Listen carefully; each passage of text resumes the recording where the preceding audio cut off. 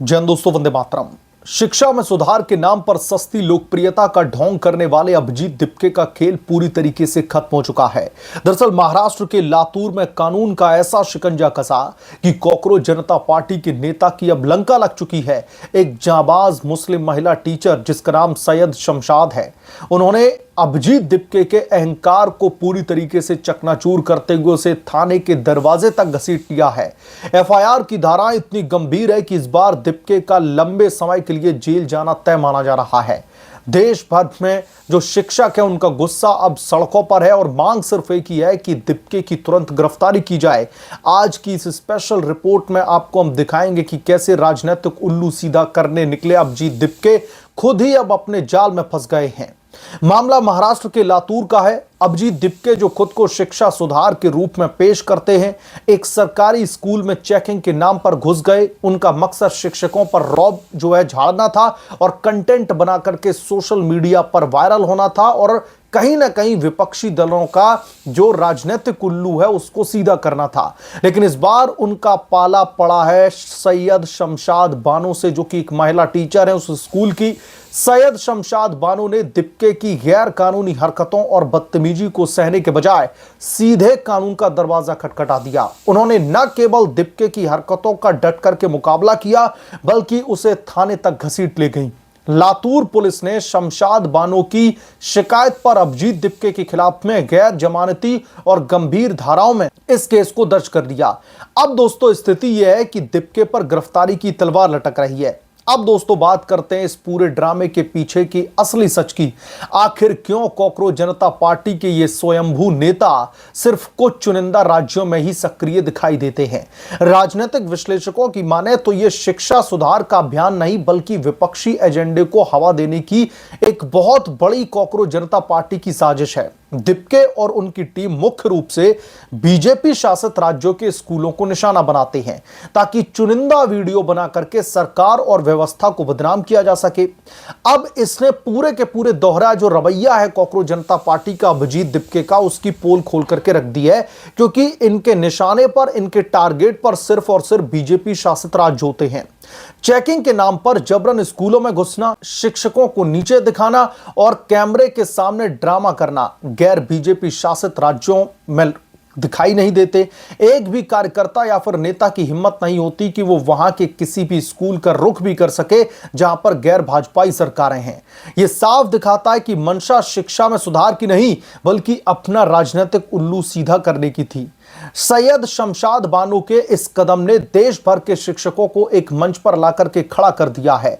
शिक्षक संगठनों का कहना है कि किसी भी ऐरे गैरे को स्कूल में घुस करके शिक्षकों की गरिमा से खिलवाड़ करने का कोई भी हक नहीं दे सकता। महाराष्ट्र से लेकर के देश के अलग अलग राज्यों में जो टीचर संघ हैं वो अब सड़कों पर उतर चुके हैं। पुलिस प्रशासन पर दबाव बन रहा है कि दिपके पर दर्ज गंभीर धाराओं के तहत उसे तुरंत गिरफ्तार करके जेल में डाला जाए। इस घटना ने यह संदेश दे दिया है कि गुरुओं का अपमान करने वालों को समाज और कानून कभी माफ नहीं करता। कानून के आगे कोई भी बड़ा नहीं होता। शिक्षा के पावन क्षेत्र को राजनीति का अखाड़ा बनाने वाले अभिजीत दिपके अब कानूनी पचड़े में बुरी तरीके से फंस चुके हैं। सैयद शमशाद बानो की हिम्मत ने यह साबित कर दिया है कि जब एक शिक्षक अपने अधिकार और सम्मान के लिए खड़ा होता है तो बड़े से बड़े ड्रामेबाज की लंका लग जाती है। पहली चीज, जब अभिजीत दिपके स्कूल में जबरन घुस रहे थे तो उनके पास में किसी भी तरीके की कोई परमिशन नहीं थी।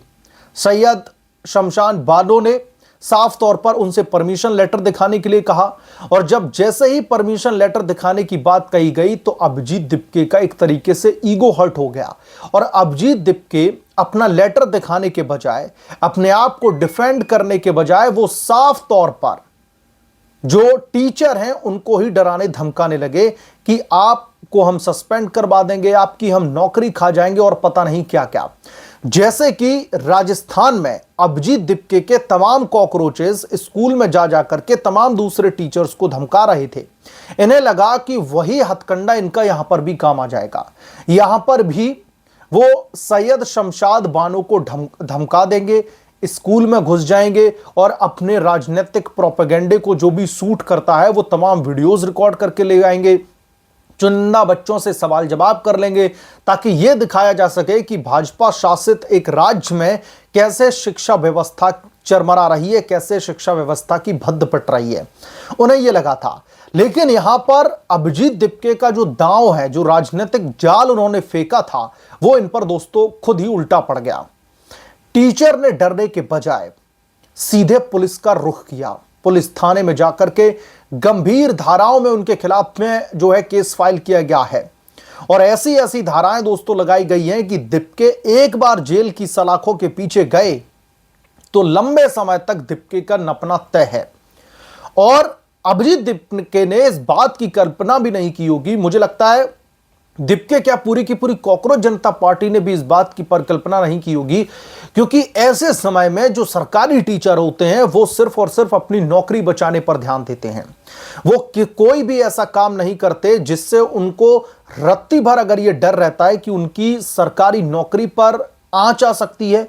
और ये कई टीचर इसलिए भी करते हैं क्योंकि उन्होंने भी कई सारी गलतियां करके वो बैठे हुए होते हैं। उन्हें लगता है कि ये मामला और ज्यादा सुर्खियों में आएगा, चर्चा का विषय बनेगा, सरकार जांच करने बैठ जाएगी तो उनकी नौकरी पर भी बट्टा लग सकता है। लेकिन जितनी तारीफ सैयद शमशाद बानो की जाए उतनी कम है, क्योंकि उन्हें अच्छी तरीके से पता था कि उनकी तरफ से कोई भी गलत काम नहीं किया जा रहा है। जो भी काम के लिए सरकार ने उनकी तैनाती वहां पर किया है, जो भी काम के लिए उनको भर्ती किया गया है, वो काम वो बखूबी कर रही हैं, वो कुछ भी गलत नहीं कर रही। इसलिए बिना डरे उन्होंने तुरंत इस मामले पर एक्शन लिया। एक्शन नहीं कहूंगा, रिएक्शन बोलूंगा, क्योंकि एक्शन तो अभिजीत दिप्के ने लेने की कोशिश की थी। अभिजीत दिप्के ने सैयद शमशाद बानो को डराने की कोशिश की, उनकी नौकरी खा जाने की बात कही, उनको सस्पेंड करवाने की बात कही।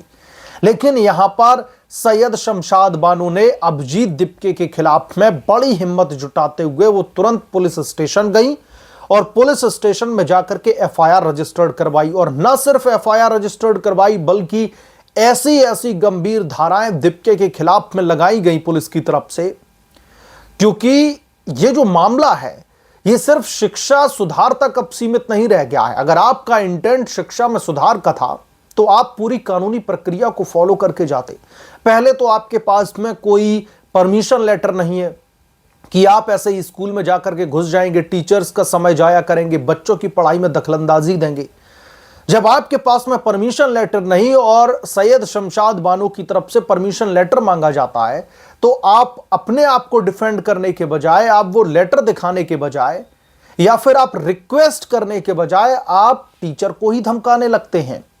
आपको लगा जैसे दूसरे राज्यों में आपके जो दूसरे नेता हैं, आशुतोष रांका वगैरह, जो वो कर रहे हैं वही आप यहां पर कर लेंगे और टीचर को डरा लेंगे। लेकिन यहां पर खेल पूरी तरीके से पलट गया। सैयद शमशाद बानो की तरफ से लिए गए इस एक्शन के बाद में अब टीचर समुदाय में एक तरीके से एकता दिखाई दे रही है। महाराष्ट्र के लातूर से लेकर के देश के अलग अलग राज्यों में अलग अलग जगहों पर तमाम टीचर्स अब अभिजीत दिप्के की गिरफ्तारी पर अड़े हुए हैं। उनका कहना है कि ऐसे कोई भी ऐरा गैरा स्कूल में घुस जाएगा और वो आकर के इस तरीके की हरकत करेगा, ये सीधे तौर पर तमाम टीचर्स का अपमान है। टीचर्स का अपमान यानी कि गुरुओं का अपमान बिल्कुल भी नहीं सहा जाएगा और इसीलिए अभिजीत दिप्के के खिलाफ में बड़ी कार्रवाई की मांग की जा रही है कि दिप्के को जल्द से जल्द गिरफ्तार किया जाए। और इसीलिए मैंने कहा कि अभिजीत दिप्के ने जो अपना राजनीतिक जाल फैलाया था उसमें अब कॉकरोच जनता पार्टी के कॉकरोचेज ही फंस चुके हैं और अब इन्हें समझ में नहीं आ रहा है कि अब इस मामले से वो बाहर कैसे निकलें। जो डैमेज हुआ है अब उसको रिकवर कैसे किया जाए। माफी मांग नहीं सकते क्योंकि जो इनके राजनीतिक आका हैं उनका ही तो ये सब कुछ किया धरा था। बहरहाल इस मामले पर आप क्या सोचते हैं, आपकी क्या राय है, हमें कमेंट करके जरूर बताएं। जल्द मिलूंगा किस दूसरे बड़े अपडेट के साथ में, तब तक के लिए धन्यवाद। अगर आप लोग चैनल पर नए हैं तो प्लीज चैनल को सब्सक्राइब कर लें, साइड बने बेल आइकन को जरूर प्रेस कर लें ताकि जब भी मैं कोई बड़ी खबर लेकर के आऊं तो इसकी जानकारी सबसे पहले आपको मिले।